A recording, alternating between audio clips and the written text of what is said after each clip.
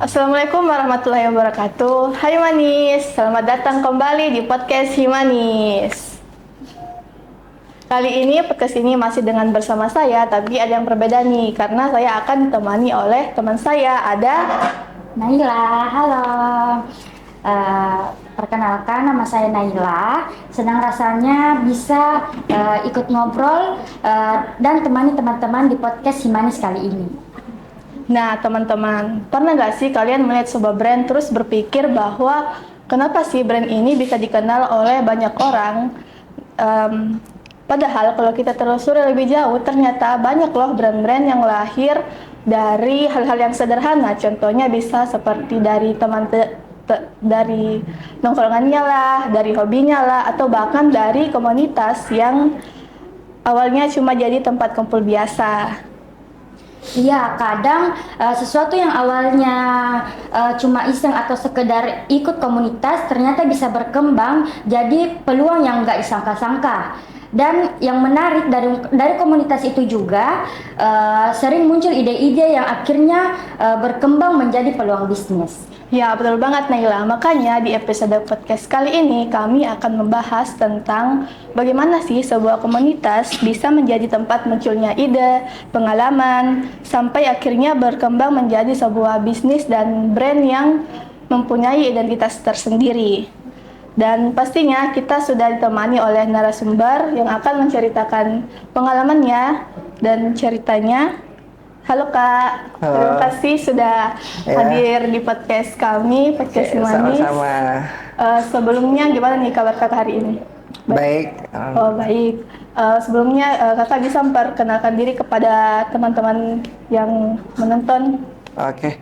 Halo, perkenalkan saya adalah Ian Morensa, asisten owner dari Amunisi Merch dan karyawan magang di New Style of Amunisi. Kalau boleh tahu nama panggilan Kakak siapa?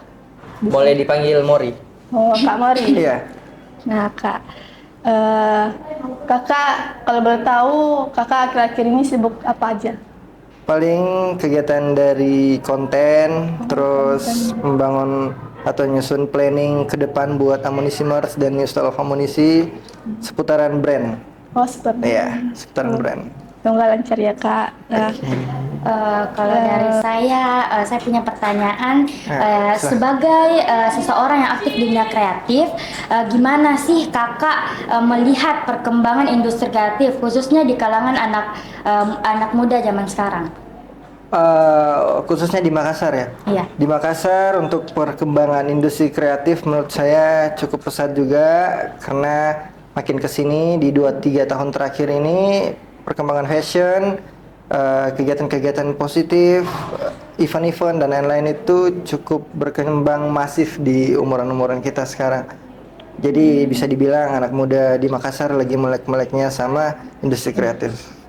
menurut Kakak apa sih yang bikin sebuah komunitas bisa punya pengaruh besar terhadap cara kita berpikir melihat sebuah peluang bisnis Kak? Gitu.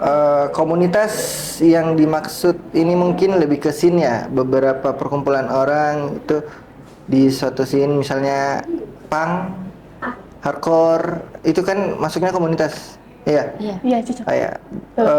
Menurut saya perkembangan suatu kegiatan akhirnya menjadi bisnis di komunitas adalah ketika semua berkumpul. Kan beberapa dari komunitas juga pasti masing-masing punya keahlian, punya skill, dan punya beberapa ide-ide hebat yang perlu direalisasikan. Nah, kadang dari hal-hal sederhana seperti itu, kumpul-kumpul, lahirlah sebuah karya, lahirlah sebuah pembahasan secara tiba-tiba yang mungkin tidak sengaja membentuk ide bisnis atau peluang bisnis di dalamnya. Benar sekali. Kalau dari pengalaman kakak, pelajaran yang paling berkesan apa yang didapat selama selama aktif di komunitas? Saya aktif di komunitas, kita sebut saja bisa dibilang punk, tapi perlu digarisbawahi saya bukan seorang punk yang ideal. Jadi saya hanya sekedar orang yang berminat dengan dan tertarik dengan kultur-kultur yang ada di punk. Di punk sendiri saya mempelajari banyak hal. Salah satunya banyak hal ya, tentu ada solidaritas, ada kemandirian, terus kepekaan terhadap lingkungan dan masalah-masalah sosial di sekitar. Di Pang juga saya akhirnya memicu dan mendapatkan ide untuk membangun sebuah brand yang dikenal sekarang, mungkin Amunisi Merch dan Install of Amunisi. Wah, banyak sekali ya pelajaran-pelajaran yang kakak bisa dapatkan dari sepak komunitas itu. Ya. Nah, tidak semua orang bisa melihat peluang dari komunitas yang mereka jalani, tapi kakak justru berhasil mengembangkan menjadi sebuah bisnis. Kapan sih pertama kali muncul pikiran kalau komunitas atau kultur yang kakak jalani ini punya potensi untuk dikembangkan menjadi bisnis? Sebenarnya untuk secara niat ini betul-betul dijadikan bisnis itu tidak menjadi satu-satunya faktor utama, tapi lebih ke karena antusias komunitas. Kita buat kegiatan-kegiatan seperti street feeding, pasar gratis, perpustakaan gratis, dan kegiatan-kegiatan sosial lainnya yang akhirnya beberapa dari kegiatan kan membutuhkan dana. Iya. Itu beberapa kali kita sempat pre-order atau rilis merchandise. Nah, yang akhirnya memicu sama menjadikan alasan saya melihat celah dan peluang bisnis di dalam. Salah satunya Amunisi Merch. Amunisi Merch itu lahir dari komunitas. Ada namanya Cute Street Cat. Cute Street Cat itu adalah sebuah gerakan tentang peduli hewan dan orang-orang di jalanan. Nah, awal dari Amunisi muncul itu di Cute Street Cat. Kita kumpul beberapa bulan sekali mengadakan kegiatan street feeding, keliling-keliling, terus bagi-bagi makanan gratis. Nah, dengan itu kebetulan dari Cute Street Cat itu saya adalah salah satu yang mengorganisir juga, dan kebetulan itu hari kita membutuhkan dana untuk pengadaan bagi-bagi makanan gratis dan lain-lain. Akhirnya muncullah ide merilis merchandise. Merchandise itu yang akhirnya sekaligus melahirkan Amunisi Merch. Jadi rilisan pertama Amunisi Merch langsung berkolaborasi sama kegiatan Cute Street Cat ini. Kalau menurut kakak sendiri, apa yang menjadi ciri khas atau identitas utama dari Amunisi Merch? Identitas dan khas dari Amunisi Merch adalah Amunisi Merch itu sendiri. Jadi kita membentuk sebuah brand untuk menciptakan komunitasnya sendiri, menciptakan warna, palet, dan bentuknya sendiri. Karena saya melihat banyak brand di Makassar sekarang, ya di Makassar dan di luar Makassar, saya melihat brand sekarang itu hampir tidak memiliki betul-betul pembeda dari antara satu sama lain. Nah, Amunisi Merch sendiri muncul dari hasil kepala, keresahan, atau hal-hal sederhana seperti perasaan emosional yang akhirnya digambar, divisualisasikan, terus dicetak menjadi baju. Nah, waktu itu kebutuhan atau peluang apa yang kakak lihat sampai akhirnya muncul ide untuk memulai bisnis? Untuk kebutuhan yang betul-betul butuh sebenarnya tidak ada, hanya pada saat itu saya lagi aktif kerja proyek arsitek. Kebetulan saya adalah sarjana arsitek dari Unhas. Hanya menurut saya pada saat itu saya kurang merasa menikmati apa yang saya hasilkan dari arsitek, sekalipun mungkin itu menghasilkan lebih banyak daripada jualan baju sekarang. Tapi menurut saya selain daripada uang, waktu adalah hal yang juga lebih berharga. Dengan adanya Amunisi adalah suatu kegiatan yang mungkin betul-betul klop sama saya. Jadi setiap dari pekerjaan atau kewajiban saya di Amunisi itu lebih terasa ringan dan lebih terasa enjoy. Untuk betul-betul menjadi kebutuhan, ya berarti kebutuhan saya untuk bisa bekerja sekaligus bersenang-senang.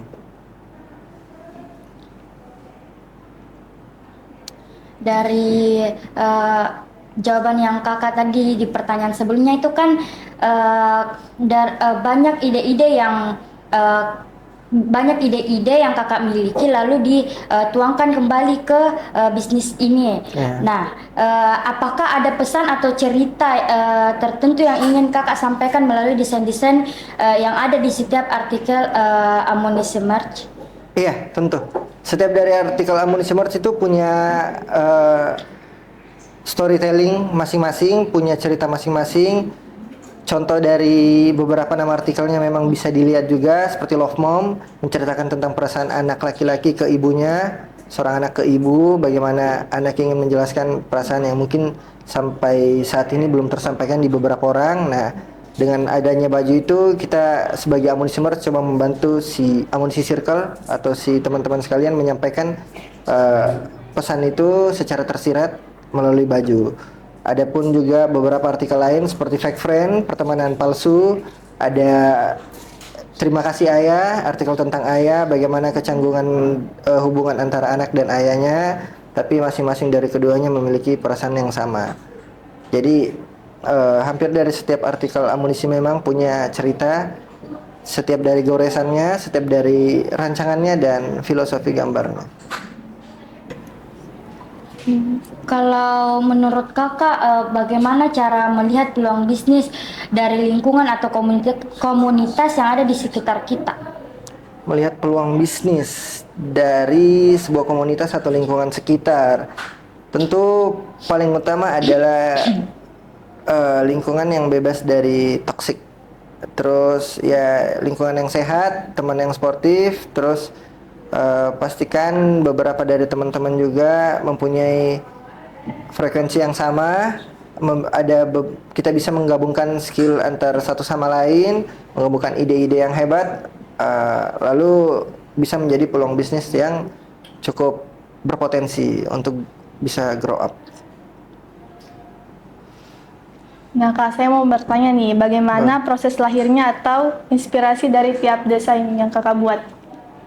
Lahir dari setiap kejadian yang saya alami di seminggu terakhir atau 3 hari terakhir sebelum akhirnya merilis menjadi baju. Jadi saya suka ambil kejadian-kejadian di sekitarku, misal ada teman yang lagi curhat tentang bagaimana kondisi dalam rumah, entah mungkin ada masalah konflik antara hubungan dari orang tuanya atau suasana rumah yang memanas karena mungkin berpengaruh dari kondisi finansial dan lain-lain. Nah, akhirnya saya mendengar dari teman, terus menampung juga dari beberapa video-video, beberapa isu-isu yang bertebaran. Coba saya rangkum semua dan coba saya gambar pelan-pelan sketsanya. Saya susun storytellingnya. Akhirnya mungkin lahir seperti dari curhatan temanku, akhirnya lahir artikel Broken Home. Atau misal ibuku mau ulang tahun, terus saya juga lagi kangen atau mungkin lagi punya perasaan tertentu yang mau diungkapkan, selain daripada langsung menyampaikan di ibu, kadang akhirnya menjadi salah satu pemicu ide untuk menjadi salah satu desain dari artikel Amunisi Merch. Kurang lebih rata-rata dari kejadian-kejadian sekitar yang akhirnya saya bawa pulang, terus dituangkan di kertas atau iPad sebagai gambar sketsa, lalu didesain, dicetak jadi baju, rilis di Amunisi Merch. Jadi seperti itu ya, Kak. Ya. Nah, saya mau nanya lagi nih, Kak. Kan desain bajunya itu mengadopsi nilai-nilai punk. Apakah target pasarnya Amunisi hanya kayak anak punk atau gimana? Untuk untuk mengadopsi nilai-nilai punk sebenarnya tidak 100% punk. Hanya kita mengangkut dan mengambil beberapa memang garis dan karakter dari punk itu sendiri. Nilai-nilai punk di dalam Amunisi Merch pun tetap ada, hanya tidak sepenuhnya di dalam. Terus untuk target market hanya anak punk itu tidak. Jadi kita menargetkan Amunisi Merch fokus menargetkan bukan hanya kepada anak punk, tapi kepada siapapun yang ada di jalan, kepada siapapun yang sedang bekerja, kepada siapapun buruh dan orang-orang yang ada di kalangan menengah. Jadi tidak hanya untuk anak punk saja ya? Ya, bukan. Ya, ada mahasiswa, ada anak sekolah, terus ada kelas-kelas pekerja.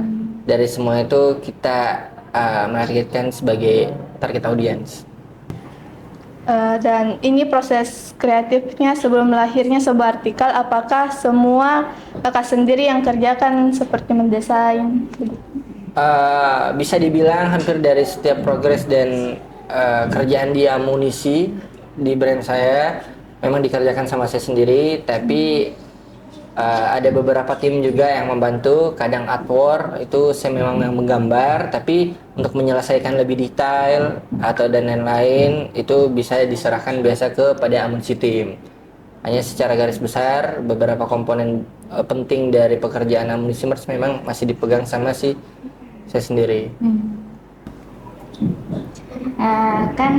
Tadi itu banyak desain-desain yang kakak buat itu melalui kayak perasaan-perasaan dari orang-orang terdekat dari kakak dan dituangkan di karyanya kakak. Dan nah saya juga kebetulan dari himpunan kami administrasi bisnis juga memiliki brand kreatif yang bernama Planners. Nah, di awalnya brand ini dibuat agar kami anak-anak himpunan bisa menyalurkan ide-ide kreatif yang kami miliki dan dituangkan pada brand ini. Tetapi terkadang itu kami sering dihadapkan pada tantangan keterbatasan waktu, regenerasi kepengurusan yang cepat, dan modal yang minim. Saat membesarkan Planners, melihat konsep dari podcast kita hari ini tentang tumbuh dari komunitas menjadi bisnis, menurut kakak bagaimana langkah strategis paling taktis bagi kami dari himpunan agar Planners tidak cuma jadi proyek musiman atau sekedar jualan baju saja, tetapi bagaimana agar Planners ini bisa benar-benar divalidasi oleh pasar dan punya keberlanjutan jangka panjang. Berarti mungkin poinnya lebih ke bagaimana bisnisnya bisa berjalan dengan baik dan mempunyai planning untuk kedepannya. Bisnis tentu perlu planning yang jelas dan struktur orang-orang di dalamnya juga perlu dipastikan dengan jelas. Jadi siapapun yang terlibat di dalam perlu dipertegas untuk harus memiliki kontribusi yang jelas dan memiliki peran yang nyata. Jadi untuk di dalam bisnis itu sendiri yang paling penting menurut saya adalah konsistensi. Untuk urusan modal, untuk urusan ide dan lain-lain itu menurut saya bukan menjadi faktor utama bisnis bisa langgeng, tapi betul-betul dari konsistensi dan planning yang jelas itu bisa membantu bisnis untuk bisa grow up lebih cepat. Jadi bagaimana kita menyusun tim, bagaimana menentukan planning, menentukan target audience, dan perlu bantuan marketing dan branding juga. Satu lagi pertanyaan kak, kan amunisi merch itu dia itu kayak desain-desainnya dari perasaan-perasaan orang-orang terdekat. Apakah memang apakah tema-temanya itu saja atau mungkin ada juga tema-tema yang lain yang dihasilkan? Untuk tema-tema artikel dari amunisi merch itu sebenarnya bisa dibilang 3. Itu lahir dari isu sosial, ungkapan emosional, sama masalah-masalah yang perlu diangkat seperti kekerasan hewan. Fokusnya kadang kita memang lebih ke kekerasan hewan, bagaimana kekerasan hewan itu bisa dihentikan, bagaimana pembebasan hewan terhadap eksploitasi itu bisa kegiatan seperti jual beli hewan langka dan lain-lain itu bisa diredam melalui isu-isu yang diangkat oleh amunisi merch. Jadi kita berharap bagaimana apa yang disuarakan oleh amunisi merch bisa membantu menyadarkan orang-orang sekitar atau masyarakat bahwa masalah apa yang kami bawa melalui artikel ini bisa menjadi refleksi kepada masyarakat dan menjadi memicu ruang peduli serta kesadaran bahwa perlindungan terhadap hewan, isu-isu sosial, situasi politik dan ungkapan emosional itu tidak hanya sekedar di dalam kepala dan di dalam hati saja, tapi bisa diluangkan menjadi karya berupa baju, gambar baju, visual dan lain-lain, artwork. Nah, saya lagi bertanya. Nggak apa-apa. Saya mau nanya nih Kak, menurut Kakak punk itu hanya sebuah fashion atau gagasan atau ideologi dari kehidupan punk? Saya sebenarnya pembahasan tentang apa itu punk sebenarnya agak sensitif di kalangan kami, tapi saya mencoba menjelaskan sebagai orang yang awam dan saya akan menjelaskan apa yang saya tahu saja. Jadi secara sederhana punk itu adalah kultur yang lahir di Inggris kisaran tahun 1980-an. Dia lahir dari gerakan masyarakat memberontak pemerintah karena ketimpangan sosial dan bobroknya sistem pada zaman itu. Nah, punk itu memegang beberapa nilai-nilai seperti kemandirian, kesetaraan, serta kepekaan terhadap lingkungan dan situasi sosial di sekitarannya. Jadi rata-rata banyak dari anak punk itu dan apa yang di stigma punk dan apa yang sebenarnya seorang punk itu masih menjadi kontroversi di orang-orang karena selama ini mungkin punk itu masih dianggap sebagai anak jalanan karena memang secara atribut anak jalanan dan anak punk itu hampir sama. Padahal sebenarnya apa yang dilihat di jalan itu belum tentu mencerminkan si budaya atau kultur punk itu sendiri. Karena kultur punk sendiri bisa dikatakan secara sederhana menjauhi kejahatan-kejahatan atau suatu kegiatan yang mengambil hak atau merampas kehidupan orang lain. Dari cerita Kakak itu apa saja nilai-nilai punk yang bisa dipelajari dari kehidupan anak punk dan bisa diterapkan ke semua orang yang masih relevan pada saat ini? Apa saja nilai-nilainya, Kak? Nilai apa yang masih bisa diterapkan di masyarakat? Iya. Sebenarnya nilai-nilai punk yang bisa diterapkan di masyarakat itu banyak karena punk sendiri sebenarnya adalah suatu kultur yang cukup friendly. Ya salah satunya tadi yang saya bilang kesetaraan, bagaimana manusia melihat manusia lain dengan setara, perlakuan yang sama dan tidak menyakiti satu sama lain. Kedua, kemandirian, bagaimana manusia itu bisa menciptakan ruang hidupnya sendiri, bergerak di kakinya sendiri dan mencari jalannya sendiri tanpa bergantung kepada orang lain. Bukan untuk membatasi diri sebagai makhluk sosial, tapi membuktikan kalau kita pantas dan bisa berjuang di kaki kita sendiri. Adapun solidaritas seperti mungkin yang diajarkan di beberapa komunitas lain juga, bagaimana kita memperlakukan satu sama lain, saling membantu dan saling merangkul orang-orang yang butuh bantuan atau orang-orang di dalam komunitas itu sendiri. Oh, jadi nilai-nilainya itu ada kesetaraan, kemandirian, dan solidaritas ya, Kak? Iya. Terus, dari perjalanan yang sudah Kakak lalui, tentu ada banyak pengalaman yang bisa jadi pembelajaran buat teman-teman mahasiswa. Menurut Kakak, gimana cara melihat peluang bisnis dari lingkungan atau komunitas yang ada di sekitar kita? Melihat peluang bisnis. Iya, yang ada dari sekitar kita. Ya, jadi Kalau untuk melihat peluang bisnis di lingkungan atau yang ada di sekitaran kita, bisa dilihat dari bagaimana lingkungan kita, mulai dari teman-teman. Misalnya teman-teman ini ada suatu keahlian seperti menggambar, satunya itu ada mungkin yang bisa di sketsa, di editing video, di fotografi dan lain-lain. Nah, dari potensi-potensi yang ada di dalam diri dan teman-teman sekitaran kita itu sebenarnya bisa menjadi peluang bisnis yang cukup punya potensi yang besar, karena dengan berkumpulnya orang-orang hebat, dengan berkumpulnya orang-orang pintar dan berkumpulnya orang-orang kreatif pasti bisa melahirkan ide yang lebih besar lagi. Jadi untuk bisnis pun akan lahir dengan sendirinya, dengan keterbukaan, dengan ruang-ruang diskusi dan waktu-waktu berkumpul yang mungkin secara tidak sengaja akan terplanning atau mungkin direncanakan.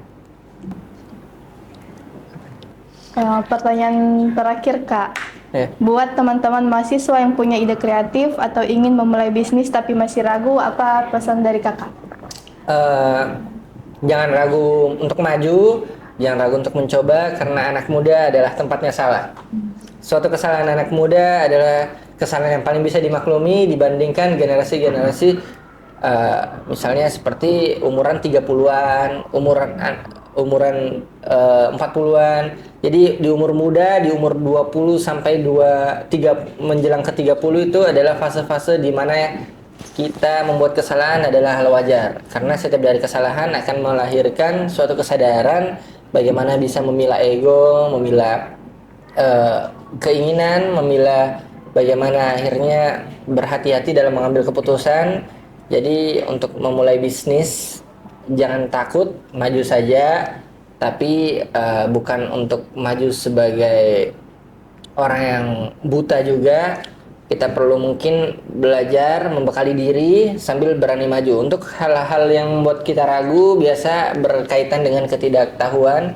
Jadi ada baiknya mengisi ketidaktahuan dulu, lalu memberanikan diri untuk maju, entah memulai bisnis atau membuat suatu segmen-segmen industri yang lainnya. Jadi kepada teman-teman itu jangan takut untuk memulai bisnis, Iya, betul. harus terus berani. Mungkin dari Naila ada yang mau ditanyakan, pertanyaan terakhir. Mungkin dalam waktu dekat ini ada proyek yang sedang dikerjakan oleh amunisi atau seperti artikel atau baju begitu. Untuk proyek atau rencana amunisi ke depannya ini ada mungkin di 1-2 tahun ke depan atau mungkin bisa lebih cepat. Jadi rencana dari amunisi itu ingin memperluas. Jadi sekarang itu amunisi ada amunisi room. Amunisi room itu adalah mini store tepatnya di Jalanan di Jema. Nah itu kita mau mengembangkan tempat itu menjadi tempat yang bisa mewakili atau menjadi wadah berkumpulnya orang-orang kreatif. Jadi di dalam satu tempat amunisi room itu, dalam rencana kita ke depannya akan ada ruangan dapur terbuka, dapur masyarakat. Dapur masyarakat itu ingin dibuat bertujuan untuk kepada pekerja-pekerja jalan, pekerja-pekerja buruh, pekerja kasar. Jadi dapur itu konsepnya dapur terbuka. Untuk supplier dan bahan-bahan masakan di dalamnya juga akan dihidupi oleh amunisi Merch itu sendiri dan beberapa teman-teman komunitas yang ingin peduli dan mengambil peran di dalam sana. Jadi dapur itu bisa digunakan oleh semua orang untuk mengisi perut dan melanjutkan pekerjaan-pekerjaannya di jalanan, di tempat-tempatnya. Terus ada ruang kreatif yang akan dibuat juga, itu berupa studio di mana itu kita akan membuat ruang yang nyaman untuk teman-teman komunitas dari Amunisi Circle, Amunisi Merch itu sendiri, bagaimana kita menciptakan wadah bisa berkumpul, bisa menjadi tempat yang nyaman untuk melahirkan suatu karya, suatu ide, atau bisa menjadi tempat memamerkan karya-karya yang dibuat oleh si teman-teman dari komunitas. Nah, tidak terasa ya teman-teman, kita sudah ada di penghujung podcast hari ini. Terima kasih. Sebelumnya saya mengucapkan terima kasih banyak Kak Mori atas cerita, pengalaman, dan insight yang sudah dibagikan bersama kami. Banyak sekali pelajaran yang bisa kita ambil dari obrolan hari ini. Mulai dari pentingnya komunitas, keberanian untuk melihat peluang, sampai proses membangun sebuah brand dari hal-hal yang sederhana. Betul banget cerita. Semoga cerita yang sudah dibagikan hari ini bisa menjadi inspirasi dan motivasi bagi teman-teman yang mungkin sedang aktif di komunitas atau punya ide bisnis atau bahkan sedang mencari langkah awal untuk memulai sesuatu. Terima kasih juga kepada narasumber kita, Kakak Mori, yang sudah bersedia berbagi cerita dan pengalaman bersama kami. Ya, sama-sama. Dan karena ini juga merupakan podcast terakhir kami, podcast terakhir Humanis periode 2025-2026. Kami ingin mengucapkan terima kasih untuk kepada teman-teman yang sudah meluangkan waktunya untuk menyaksikan podcast ini. Semoga setiap obrolan yang kami hadirkan bisa memberikan manfaat dan insight baru untuk teman-teman semua. Saya Husnul. Saya Naila. Kami pamit undur diri. Terima kasih sudah mendengarkan podcast Himanis. Sampai jumpa di kesempatan berikutnya. Assalamualaikum warahmatullahi wabarakatuh.